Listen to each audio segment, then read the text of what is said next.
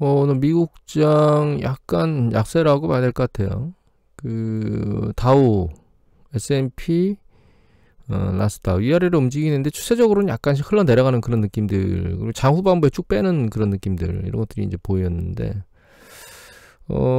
이틀 연속 금요일도 그렇고요, 월요일도 그렇고 미국이 세차게 두 번을 내리꽂았는데 저는 어제는 장을 안 봤습니다. 판단하고 좀 다르게 움직일 때는 장을 안 쳐다보는 게, 실제로 움직여서 시간이 지난 다음에 상태가 정상화돼 회복되면 그건 뭐 중간에 변동성이 때문에 의미가 없거든요. 여긴 뒤에 잠깐 또 드리고, 아시아장 좀 잘 버텼, 특히 중국 쪽이 잘 버텼어요. 여기 호주장도 어제 대책에 내리 꽂았죠. 그러다가 이제 유럽 오면서 약간씩 좀 버티나, 미국장보다는 상대적으로 덜 내렸죠. 그러더니 이제 미국장이 약간 버티고 있는 것 같아요. 이 뉴스를 보면 이게 현재를 잘 표시하는 것 같아요. 이거는 이제 뉴즈원이고 신기림기약계에서 6월 15일 날 올린 내용이거든요. 밑에 보시면 뭐 5개월 연속 하락했고, 뭐 금요일하고 어제는 세차게 아주 꽂았죠. 에크먼, 억만여자 헤지펀드 매니저 빌 에크먼이 여기 보시면 인플레이션 통제가 불능 상태로 내버려뒀다. 그래서 주식시장, 신용시장은 이제 연준에 대한 신뢰 상실했다. 이게 굉장히 중요한 얘기입니다. 연준이 뭔가 할 수가 없다라고 하는 의미를 얘기한 거죠. 그는 연준이 내일과 7월 모두 금리를 12bp씩 올리는 0.75%입니다. 올해는 공격적인 조치를 나서야 시장의 신뢰가 되살아날 것이라며, 연준은 인플레이션이 길들여질 때까지 공격적으로 금리를 올릴 것을 약속해야 된다고 덧붙였다. 이렇게 얘기를 했는데, 일단 여기 이분의 얘기 중에서 눈에 들어오는 거는 금리를 빨리 올려야 시장이 제대로 잘 버틸 것이다 라고 얘기를 했다는 거예요. 어제 이제 댓글을 다신 분 중에 이거를 다셨더라고요. 연준이 뭐 시장을 떠받치고 이런 얘기를 올리신 분이 있으시거든요. 근데 개인적으로 제가 예전에 말씀드리긴 했을 건데, 실제로 출구 전략이 일어나기 시작하면 연준은 흑기사로 전환되기 때문에 시장을 돌본다는 생각은 버려야 됩니다. 그러니까 그 이전에 기준금리 인상, 출구 전략 인상 전에는 시장이 요동칠 때 연준이 드러나서 립서비스나 어떤 행동을 통해서 주식의 바닥을 받치지만, 그 이후에는 연준이 발언을 할 때마다 시장의 불안정성을 확대할 뿐 바닥을 받치는 현상을 보이지는 않아요. 그래서 백기사가 흑기사로 바뀌어버리는 거죠. 그래서 지금은 연준의 발언이 주식시장에 대해서 상당히 우호적으로 작동해서 추세적으로 위로 올라가도록 만들 것이다 라고 하는 부분은 버려야 됩니다. 이제 상대적으로 변동성을 그나마 덜 만들 거냐, 상황을 더 악화시키진 않을 거냐, 뭐 이런 부분들, 이런 생각들이 더 중요하다고 생각을 하고 있거든요. 근데 이제 긍정적인 것은 0.7을 올리는 게 오히려 시장에 안정감을 줄 것이다 라고 얘기를 했다는 거예요. 이게 중요한 거는 이미 말씀드렸지만 그 금리 차가 줄어들어 버리면, 장당히 스프레드가 줄어들어 버리면 신용 확대를 하기가 난감한 데다가 일정 부분 많이 올라가면 견디지 못하는 영역들도 생기거든요. 그리고 뭐 대출 이자나 이런 것들을 내지 못하는 그런 사람들이 생기게 되겠죠, 점차. 그리고 이미 집값 말씀드렸는데, 집값이 내려오게 되면 마진콜도 들어옵니다. 그러면은 마진콜의 금리가 높아지면 상당히 위험하거든요. 미국 같은 경우에는 경제 시스템이.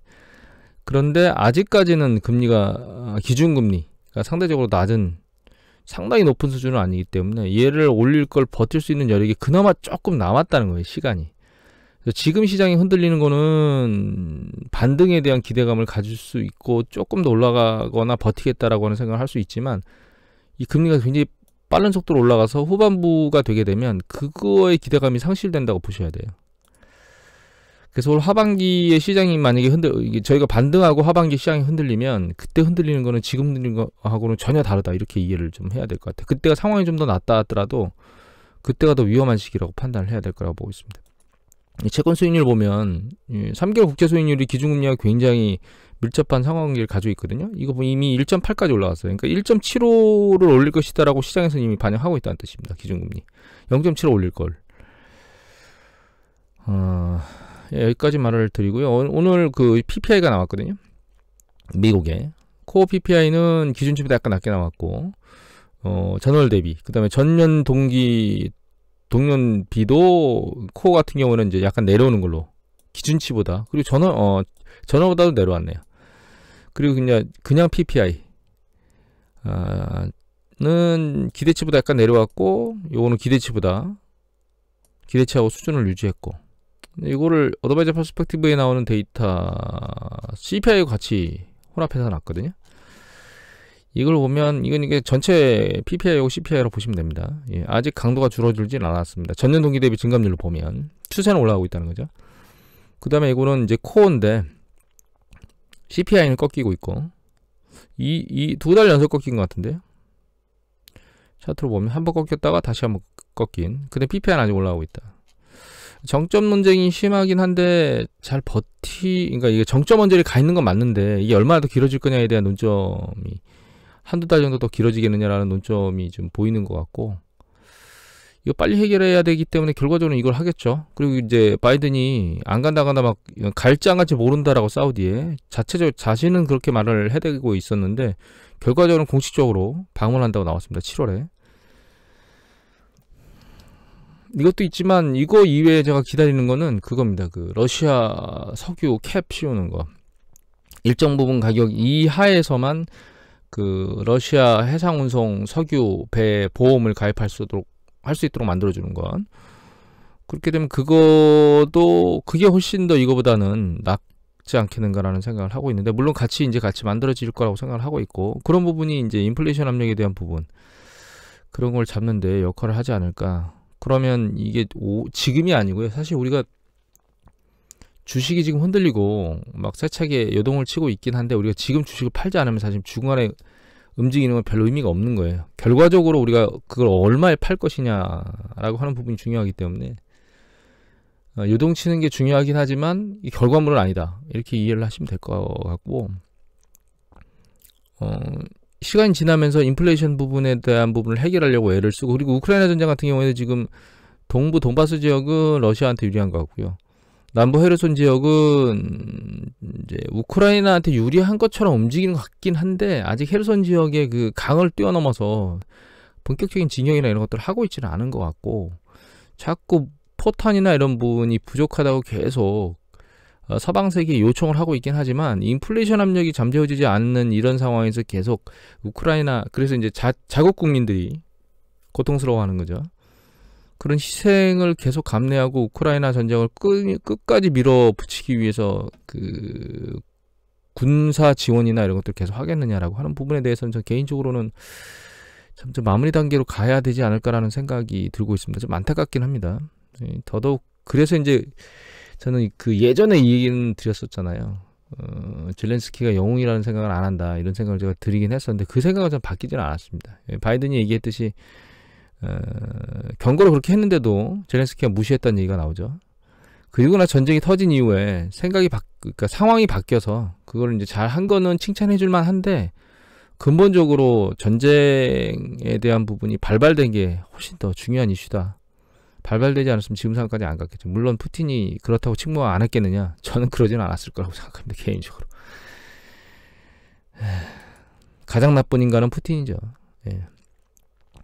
주식이 폭락했다고 자책하지만, 이거 마지막으로 말씀드릴 건데요. 뭐 당신이 할 네 가지 쭉 얘기해서 뭐 월가들의 전문가들이 얘기하는데, 저는 개인적으로는 이렇게 생각합니다. 일단은 이 기사도 보여드릴게요. 이거는 뉴즈원 기사고 박영기께서 올리셨는데, 캐시우드가 테슬라 주식을 또 매입했답니다.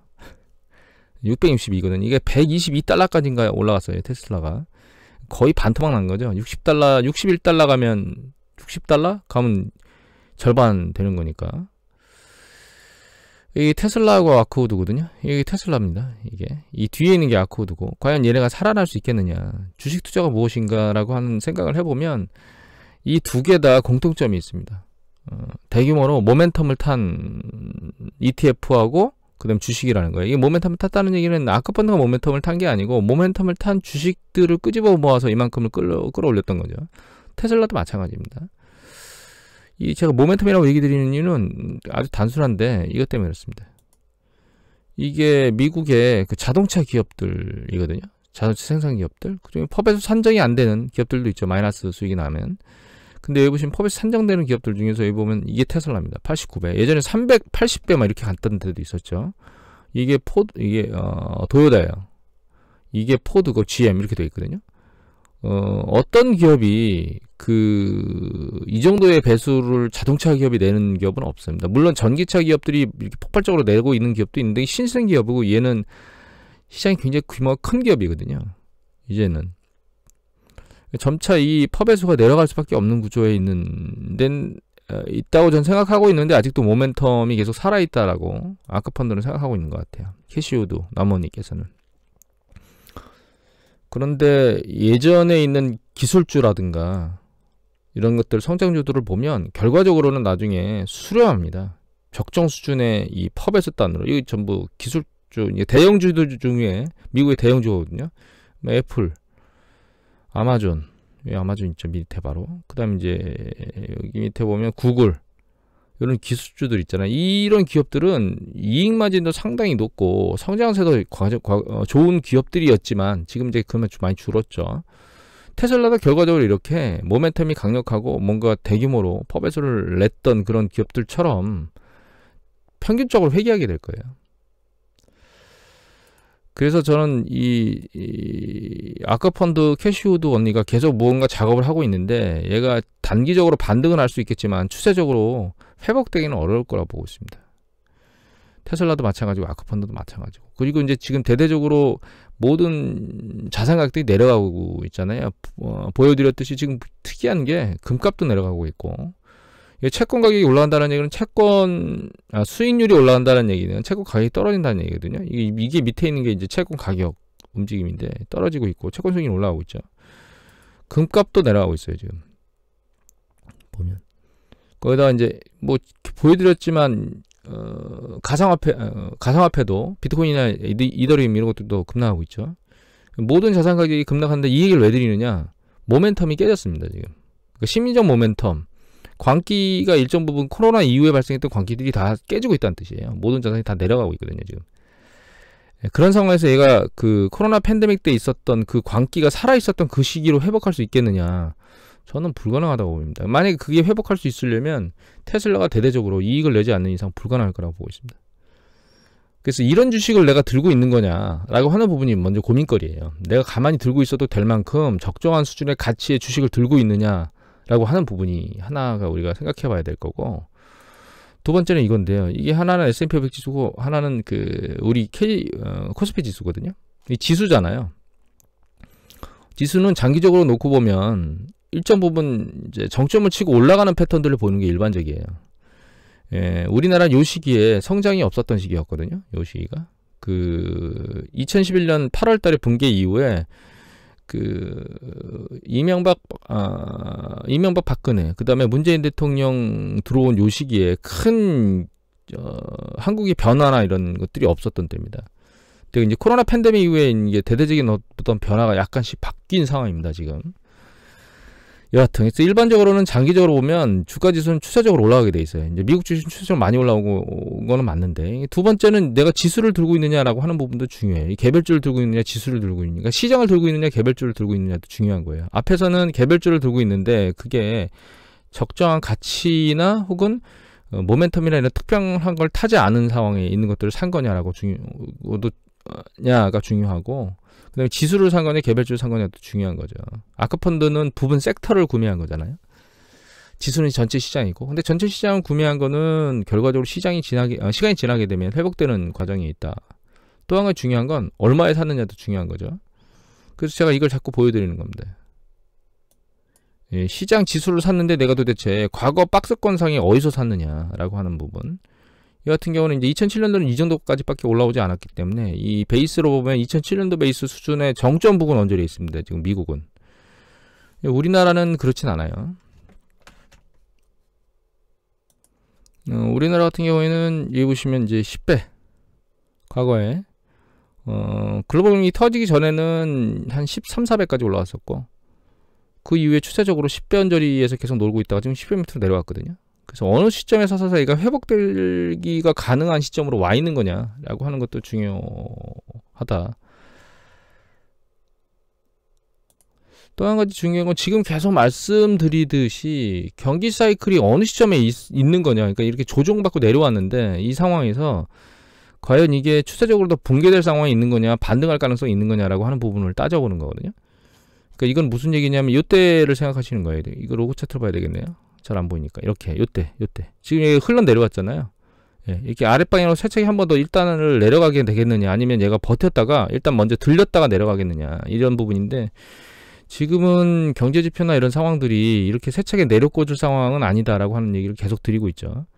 얘가 버텨서 일시적으로 반등을 했다가 밀려 내려갈 거라고 생각하고 있는 겁니다. 그리고 이제 그 트리거라고 작동하는 게 지금 인플레이션이 트리거로 작동하고 있어서 모든 경제 지표들이 묻혀 있는 상황이에요. 그 인플레이션이란 단어 하나 요인으로 인해서 이게 이제 과거하고는 전혀 다른 상황으로 폭발적으로 올라가 있기 때문에,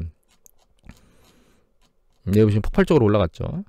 근데 일반적으로는 경기가 수축되고 나서 일정 부분 기간 동안은 추세적으로 올라가는 게 일반적입니다, 사실은. 그리고 이제 안정화 국면으로 접어들거든요. 이거는 이제 일반적으로 일어나는 패턴이에요. 왜냐하면 전년 동기 대비라고 하는 부분인데, 그게 이제 전년 동기 대비에서 끝날 줄 알았는데 여기서 이제 더 서플라이 체인 문제나 그 다음에 우크라이나 침공이나 이런 걸로 쭉쭉쭉 올라가게 된 거죠. 그럼에도 불구하고 얘가 이제 후반부로 내려올 거는 맞는데, 그렇다고 이렇게 길어지겠느냐? 그렇지는 않을 것 같다는 거예요. 왜냐하면 기준금리가 굉장히 인상 속도가 빠를 거기 때문에 얘가 올라가는 강도가 굉장히 빠를 것 같아서 후반부 사이클이 짧아질 거라는 얘기를 드리는 거고, 지금 상황에서는 일단 트리거가 추가적으로 발생하겠느냐라고 하는 부분은 아직은 없다. 그러니까 얘가 내려왔다 반등을 할 거다. 이 반등이 이렇게 미약하게 내려왔다가 밀려 내려갈 수도 있고요. 추세적으로 일정 부분 올라갈 수도 있는데, 지금 상황으로 놓고 봐서는 지금에서는 후반부 사이클이 짧기 때문에 이 반등 강도가 그렇게 세지는 않을 것 같습니다. 계속 추세적으로 밀려 내려온 강도가 세서 이거는 모니터링해서 지켜봐야 될 것 같고요. 지금 얘를 털어야 될 거냐, 위험하다면 다 털고서 마이너스를 지금에서 확정해야 될 거냐, 아니면 반등한 다음에 털어야 될 거냐, 턴다면 이렇게 고민할 수 있는 거죠. 지금은 경제 상황으로 놓고 보면 반등할 것이다 라고 생각을 하는 게 맞을 것 같고, 그래서 사실 이 밀려 내려가서 주식을 어떻게 할 것이냐, 폭락했으면 어떻게 해야 될 것이냐라고 하는 고민은 아주 단순합니다. 향후에 회복될 것을 내가 지금 사고 있는 거냐, 첫 번째. 그 회복될 것이라고 말하는 거는 부분적인 이슈에서 급등한 거냐, 그러니까 모멘텀에서 급등했느냐, 아니 그렇지 않고 추세적으로 상승했느냐, 이 부분을 봐야 되는 거예요. 근데 테슬라하고 캐시우들은 추세적으로 상승한 것도 있는데 거기에 플러스 모멘텀이 강력하게 붙었기 때문에 상승 강도가 너무 세거든요. 그럼 이 상승 강도가 정말 세고 적정한 거냐라고 우리가 인지하려면 그건 결과적으로 이제 배수를 보면 되는 거죠. 가치 배수. 그리고 그렇지 않은 가치 배수가 너무 높고 모멘텀이나 이런 거에 작동해서 대규모로 올랐던 것 같은 경우는 회복이 어렵다. 이걸 이해해야 된다는 거죠. 그리고 부분 섹터가 아니고 만약에 지수를 선택했다면 이거는 시간이 지나면 회복되는데, 지금 손실을 확정해야 되는 거냐, 아니면 향후에 손실이든 이익이든 확정하는 게 나은 것이냐라고 하는 걸 판단해야 된다는 거거든요. 그거는 경기 사이클에 대한 판단을 하면 되는 거고. 그래서 실제로는 주식 투자를 예전에 마음 편하게 하는 방법이 없느냐라고 얘기를 하셨는데, 주식이 폭락할 때 안 들여다볼 수 있는 주식이나 투자 대상을 사면 그게 마음 편한 겁니다. 왜냐면 사람의 심리가 들여다보고 있으면 최악이 되거든요. 근데 주가가 폭락하고 있는 상황에서 그걸 들여다보고 있으면 사람 심리가 악화되죠. 근데 그게 회복될지 안 될지 확신이 없으면 그건 고통인 거죠. 그 다음에 이제 마지막으로 내가 포지션을 얼마나 주식에 가지고 있느냐, 혹은 특정 대상 기업에 몰빵을 했느냐, 이런 부분이 주식 투자에 대한 심리적 부분, 그 다음에 이제 폭락했을 때 어떻게 자책하지 않고 대응하느냐라고 하는 부분을 결정한 요소라고 생각하시면 됩니다. 오늘 이것을 마치도록 하겠습니다.